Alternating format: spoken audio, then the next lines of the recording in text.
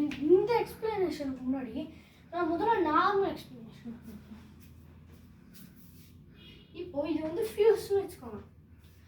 முதல்ல fuse use பண்ணதுன்னா இந்த மாதிரி ஃபியூஸ் தான்.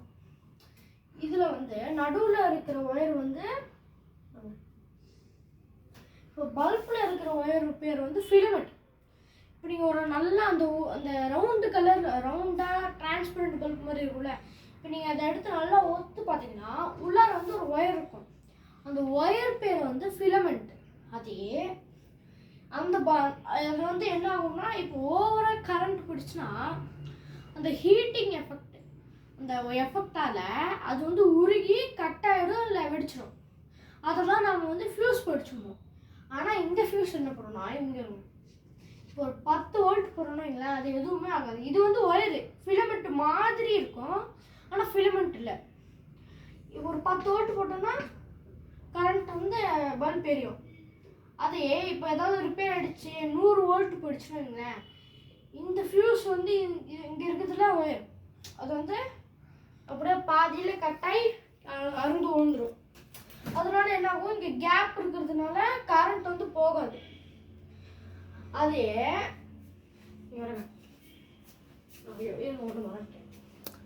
இங்கே இப்போ நீங்கள் நார்மல் ஒயர் யூஸ் பண்ணீங்கன்னா, இது நார்மல் ஒயர் எத்தனை வோல்ட் வேணாலும் தாங்கும்ல, அதனால அப்படியே நேராக நீங்கள் 100 வோல்ட் இல்லை 1000 வோல்ட்டே இதுக்குள்ளே வந்தாலும் எதுவுமே ஆகாது.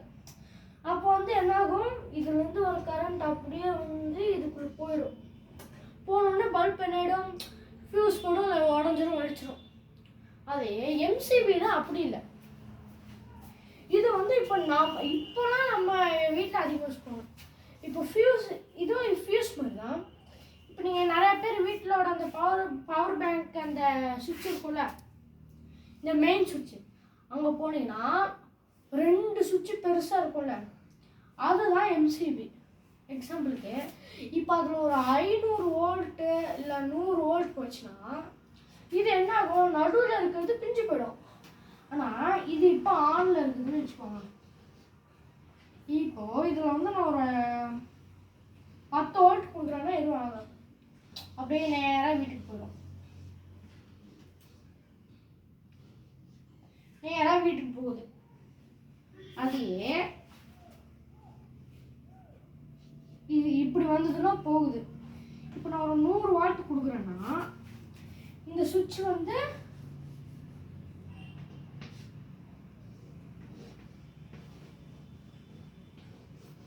ஆட்டோமேட்டிக்காக ஆஃப் ஆகிடும்.